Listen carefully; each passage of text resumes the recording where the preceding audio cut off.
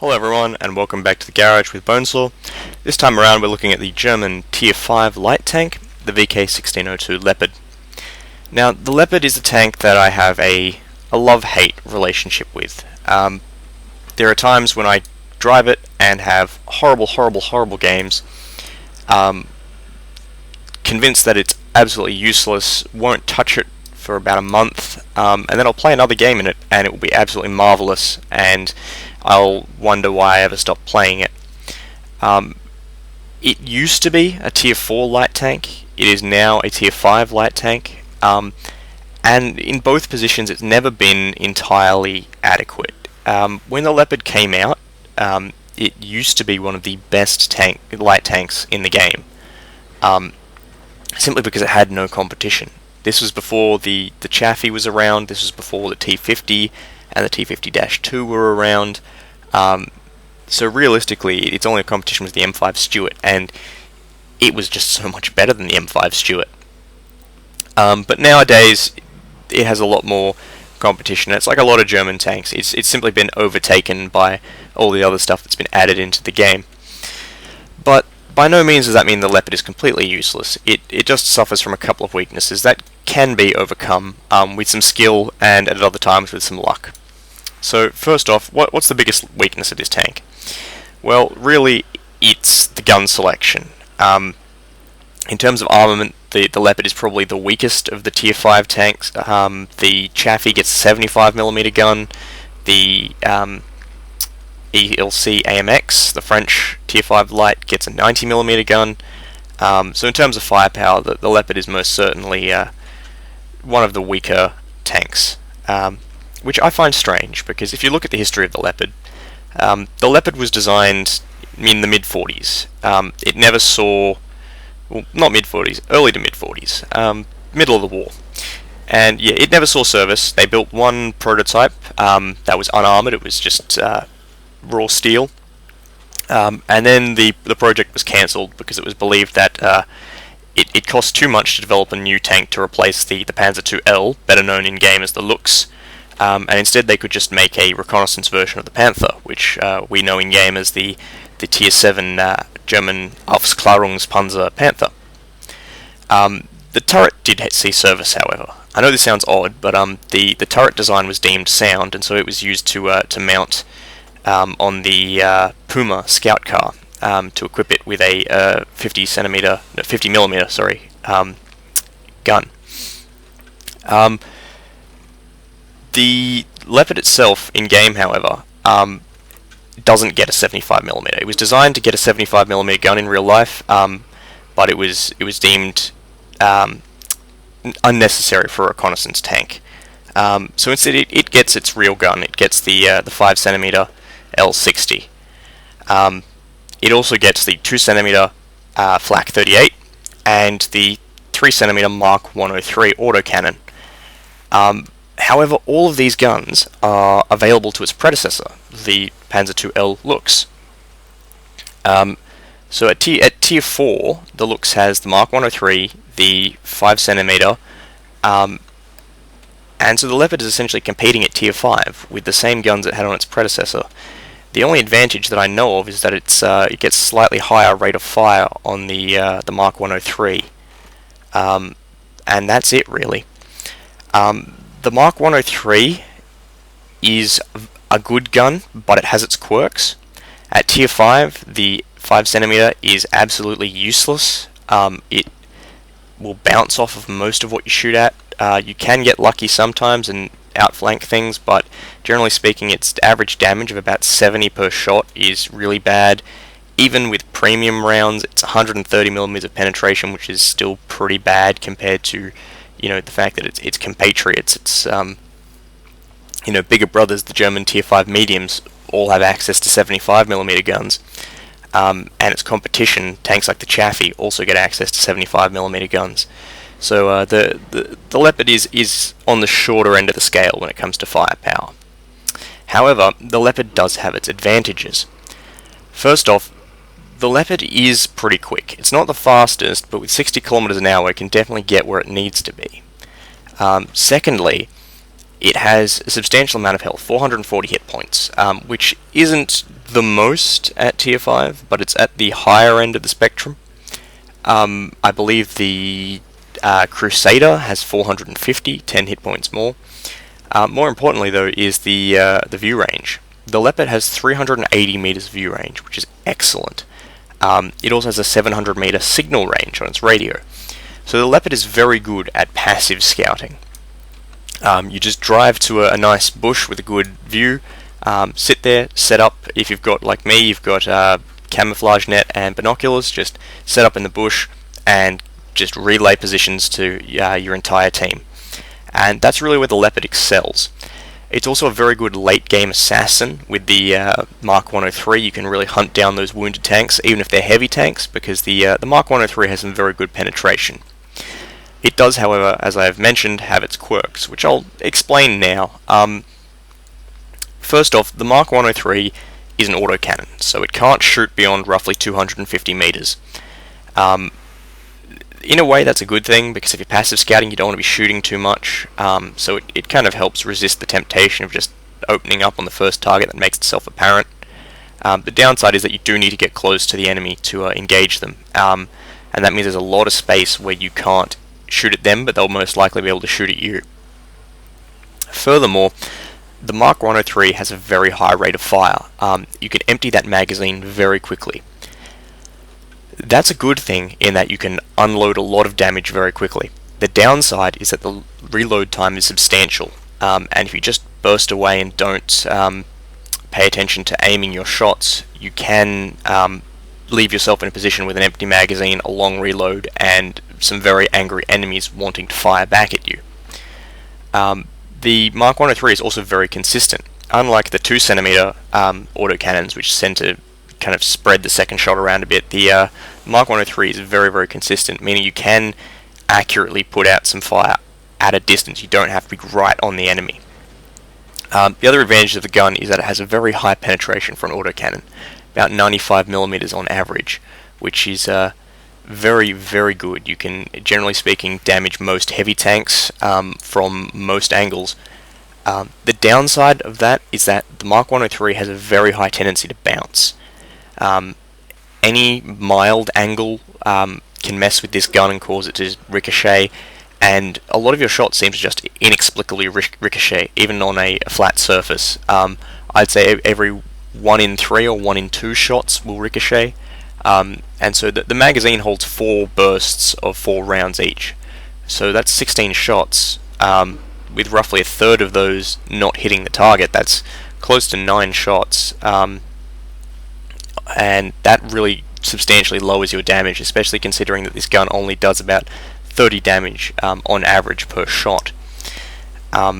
It really means that you have to pick your targets carefully, and often you can't take down enemies on your own. You need to wait for them to be weakened and ambush them. The Mark 103 also gets access to high explosive rounds, which I thought was very interesting when the gun was first put in the game, because it's the first, to my knowledge, it's the first autocannon that can take high explosive rounds. And I thought this would be great. It would be just, empty your magazine of high explosive rounds into someone's tracks, and they'll be, tracked rather quickly, and your allies can then follow up and deal with them. And so I figured there'd be a potential for strategy of just driving around and using this rapid fire high explosive to just tear tracks off enemy tanks. But I'll tell you now that it doesn't work. We tested this, myself and Fagerline. We opened a training room on Malinovka. He literally sat his KV-1 in the middle of the field, and I just drove around him shooting magazine after magazine of high explosive into his tracks. I even stopped and sat still and aimed my gun directly at his drive sprocket at point blank range and emptied about 2 magazines into the drive sprocket. Absolutely nothing happened, not even orange damage level to his tracks. It was literally nothing. I had done, at the end of the game, at the end of battle results screen, I had done no damage to him, no penetrations, nothing. So you can't even count on the blast effect to do damage with the high explosive rounds. The only thing that would be in any way useful for would be artillery hunting, and even then, to switch between AP to HE for that would take a considerable amount of time, and and generally I don't believe it's worth it. Stick with the armor-piercing rounds. And that's another weakness I need to mention about the Mark 103. Be careful when shooting at enemy tracks. You can take tracks off pretty quickly with this gun, just using the armor-piercing ammunition. But when you're trying to kill someone, avoid shooting at their tracks, because the tracks will eat the rounds, and it will really decrease your damage potential. Furthermore, you don't want to go one-on-one with enemy light tanks most of the time, because generally speaking, unless every shot penetrates and does full damage, more than likely you'll do maybe about 80% of their health, and then you'll have to sit through that long reload, and they'll just chase you down and kill you. You really want to ambush the heavy tanks, ambush the medium tanks when they're on low health. That's what the Mark 103 is for. It's for being an assassin. Generally, the Leopard is not a very good active scout. The traverse speed of 36 degrees means that you can't really turn all that swiftly, and you do tend to lose a bit of speed when turning. Also, its tracks tend to be a bit sensitive. They do tend to come off when you hit even small bumps. Not that small, but once you get air, you start tending to lose your tracks, which is not good. A great investment is enhanced torsion bars. They will increase the durability of your tracks just to help you survive, and a repair kit is absolutely essential. It really lets you withstand punishment on the tracks, and it means if you do get tracked, you can get them up very quickly and start moving. Overall, the Leopard's one of those tanks where you'll either love it or you hate it, and you can have some really great games in it, and you can also have some really bad games in it. I personally think that if you manage to have a good game in the Leopard, treasure it, because generally speaking it's a mark of your skill. It proves that you've done well in the tank, even though it is for its tier slightly subpar. But overall, I think it's a worthwhile tank, and a great way to get to the VK, and only way to get to the Vk1602, which is a excellent tier 6 light tank. So here we are on Prokhorovka in the Vk1602 Leopard, and it's an encounter battle. And I'm going to apologise beforehand in case anyone was expecting some action in this video. This particular clip is pretty boring, mainly because this is hard passive scouting here.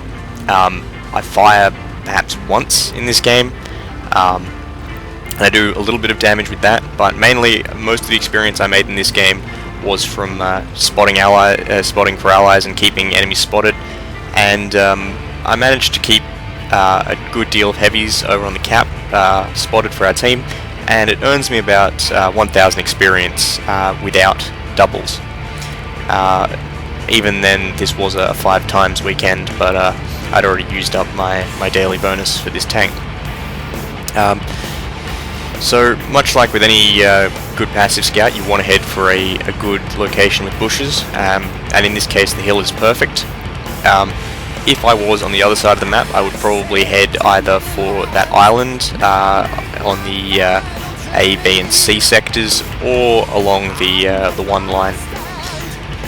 So now the plan is just find myself a nice bush right here. I've got good coverage of the cap, and I can set up my binocular telescope and camo net, and this will give me coverage for virtually the entire village down there, and I'll be largely invisible to enemies. So I've spotted my first spots here, a Churchill and an IS, and a Panzer IV. So I am calling in fire. For some reason this replay is a little bit glitched, and not all of my fire requests are being replayed.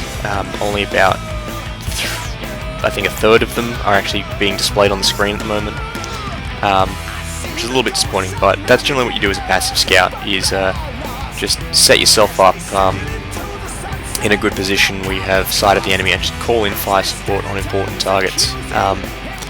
It's much more effective if you have artillery. Unfortunately, we don't have any artillery in this game, but our team still perform very well knowing where the enemy are. So as you can see, we've already taken that Churchill down to 24%. I was contemplating taking some shots at him here, but I decided that better not with that tank destroyer and medium tank over there, because I don't want to give away my position. That's a very important thing with passive scouting. You generally don't want to shoot unless you absolutely must or you're most certainly going to get a kill. Generally, if your position is still useful, it's better to maintain the position and just keep being eyes for the team.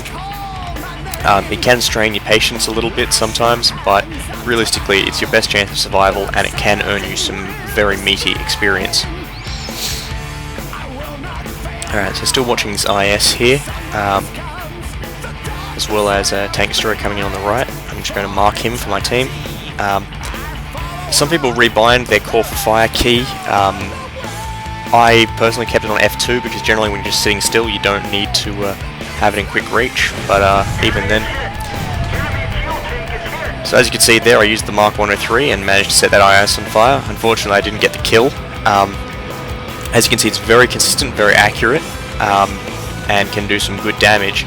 Unfortunately though, you also notice that a number of those rounds with 0 damage penetrations, and they got eaten by his tracks, and that's why it's significant.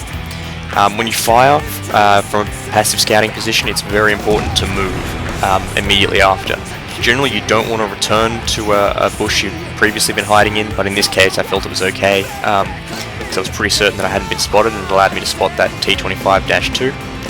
I couldn't shoot at him, so I decided to pull back, but I've spotted him and my team are just going to rain general death and destruction upon him. He's one of the few remaining enemies on the team, so that's realistically just a cleanup operation. Now, I know where that Su-100 is, over on the opposite bank, but at the same time I don't want to rush straight down. But I know the sector, so I'm going to ping him for my allies. Now, coming down this hill is a very dangerous prospect for a Leopard, because there is this hidden embankment right here. So as you can see, I slow down to avoid losing my tracks, and that's the end of that game. Okay, we're back in the Vk1602 Leopard. This time we're on Wide Park. It's a very standard Tier 5 to Tier 6 game here. As you can see, I'm just heading up on this right flank to once again get into a good passive scouting position. However, our medium on our team's already done some very good active scouting. So I'm not going to be getting as much experience for scouting this game. As you can see, that Electo is out of my range, so getting red crosshairs, can't shoot him. I do, however, want to engage this M5A1 Stuart.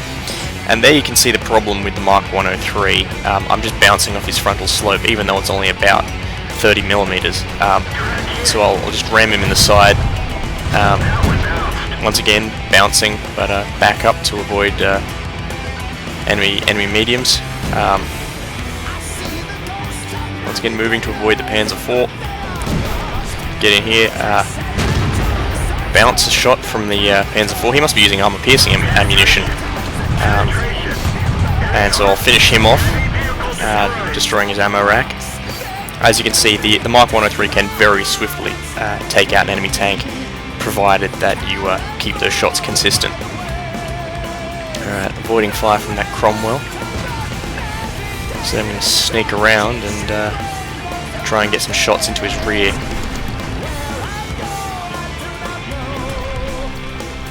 Once again, the gun depression playing minor havoc with my attempts to engage the enemy. See, ricochets against the rear plate, more ricochets. So far I've only done about 90 damage to him, which once again isn't very much, and that's the main weakness of the Mark 103. But for the most part, just scouting along here, trying to get some more shots off with the cannon. Should be an Elector up here somewhere. I believe he puts a shot. Yeah, he puts one shot into me. I think he's mounting the 2-pounder. He's on low health now, so I think I'll pop out and finish him off. He's taken my track off, but that's no consequence. There's 2 shots into him and he's destroyed, and my track will be back up. Alright. So my track's up and I'm still moving. And at this point in time I generally want to be spotting things, so I'm just going to move up and try to passively detect this T14 and the artillery up there, the AMX-13. Trying to stay into cover, and I'll just finish off the T14 with a burst from the Mark 103. I'm trying to chase down this AMX, but they are very fast when they get speed up, and he does have a good lead on me. And as you can see, with one damaged track, it does lose some speed. The enemy are also on our cap, so I'm gonna run the gauntlet across here, try and spot as many things as I can. But my main goal is to get back to cap, try and prevent the enemy from capping. As you can see, just serpentining across the field to avoid enemy fire. Not going around that corner because I know that the AMX will be waiting around the corner. Bounce a shot on my rear plate, more than likely from the M7. Alright. See, now here I probably should have stopped and gone for the Stug, but instead I decided to go after the AMX, because I figured that if I rammed him I would have finished him off. And he is destroyed, which is good, but ultimately my team is not very effective in retaking cap, and that results in a loss for this one. So here we are on mines in the Vk1602. It's a standard battle, and we're heading for the hill. The hill is generally a good position to take if you're a passive scout, so it's got plenty of good bushes for you to camp out in and spot for most of the map. Unfortunately, we've got a Cromwell we have to engage up here now. This T-21's having a bit of a hard time of it. I take a hit from the AMX 12T in the rear plate there, and there you can see a good deal of my rounds bouncing off the Cromwell, and that's one of the big problems with the Mark 103, and I'm kind of really having to wait through that long reload to return fire. He must have used a fire extinguisher to put that out so quickly. I do take a hit there, and unfortunately I'm not reloaded in time to save the T-21, but I finish off the Cromwell, and unfortunately lose my radio man. As you can see, I'm not in very good shape, and that was not a particularly good fight on my part or on any of my team's part. We're one up on the enemy, but generally speaking we're not in very good shape. However, I do have the hill advantage now, and that means I can spend my time spotting things for my team. So you can see we've got a Churchill 1 down there. Put some rounds into him. As you can see, the substantial amount of damage is being dealt to that Churchill Mark 1. I've done about 233 damage to him in a very short space of time. And now he's distracted, and now the enemy AMX M4 is isolated. So trying to get to a position where I can put some fire into that AMX, generally to just contribute to the fight and you know, assist my team. But I decided it's better choice to reload my magazine because I didn't really have a shot on it. It's just aiming in and waiting for that magazine to finish reloading. I should be done in a few seconds, and I can finish off the AMX M4. Once again, as you can see, the sloped surfaces are causing me trouble, and I wasn't absolutely able to finish him off. Left him on about 6% health, and that once again really is the big struggling point of the Mark 103. Is just any form of sloped surface will really cause you absolute havoc when trying to engage the enemy. Alright, so there's a unwary Leopard trying to push over the hill, and he's on 9% health, so I'll take him down very quickly with his very, very thin side armor.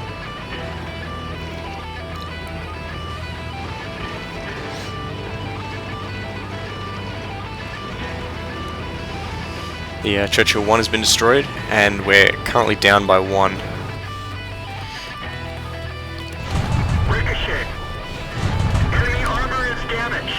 See, here you can see from that I only got about 3 shots in 2 bursts, so out of roughly 8 shots, 5 of them penetrated, 5 of them bounced, sorry, only 3 penetrated,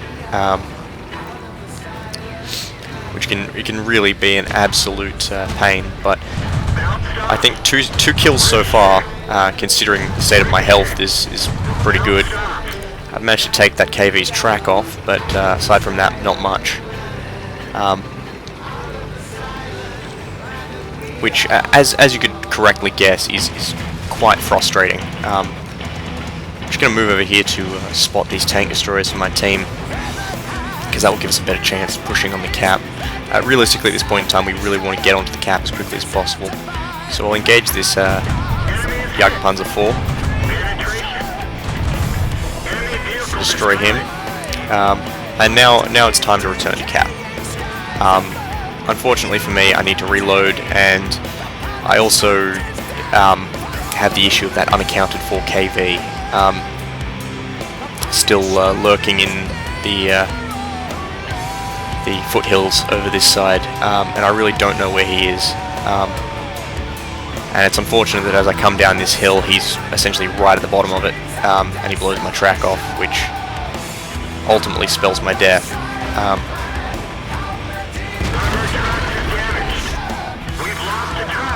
I try to get the track back up and get moving again, but I get finished off by that 85mm gun.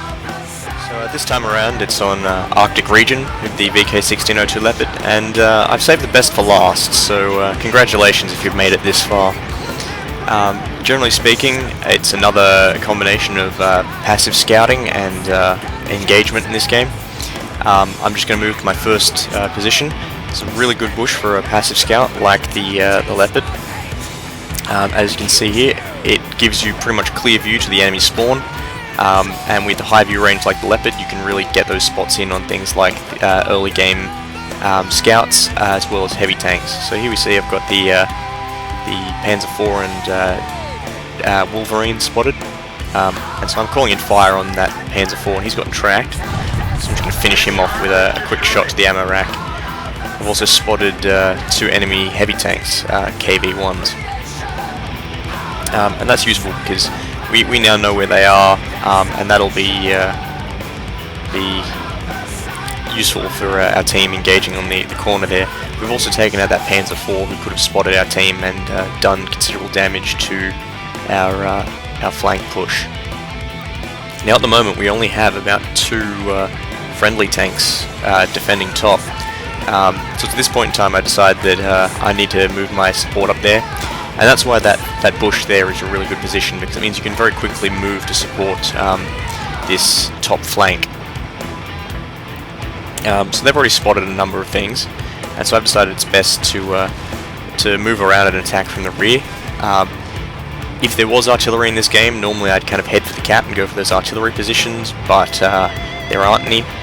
Generally speaking, in a situation like this, you want to get around behind the enemy and do some damage. You don't want to head for the cap, because if I were to head for the cap right now, generally speaking, a lot of those things that are down in the corner would just come back up and try to attack me, which could be a useful distraction for our guys in the corner, but generally speaking, it'll just result in me getting engaged and killed.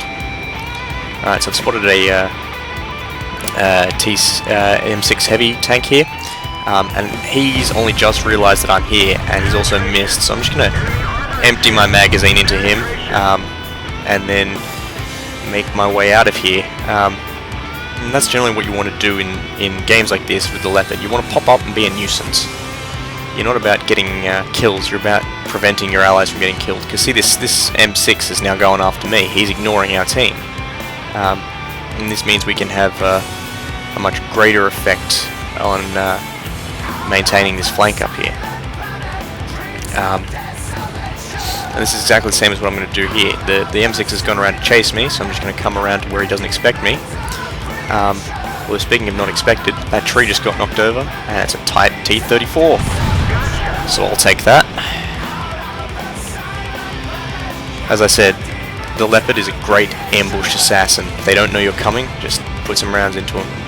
Alright, so next objective is the flank of that 3001P. So I'm just going to distract him, put a good deal of rounds into him, and this is the point where I really start taking damage. It's getting out that's the hard part in the Leopard. So 2 big hits there, but I managed to get around behind the corner and I'm still alive. Generally speaking, right now I just want to keep the spots up, keep the pressure up. I really am in a bit of a position where I can't get out. I'll just try and use that damage to kind of take out that 3001P. Unfortunately, they could see the front of my tank, and the Mark 103 was doing its usual job of ricocheting. However, that T-49's about to die, and our flank push has been largely successful, so that's a win for us, even though I didn't quite survive.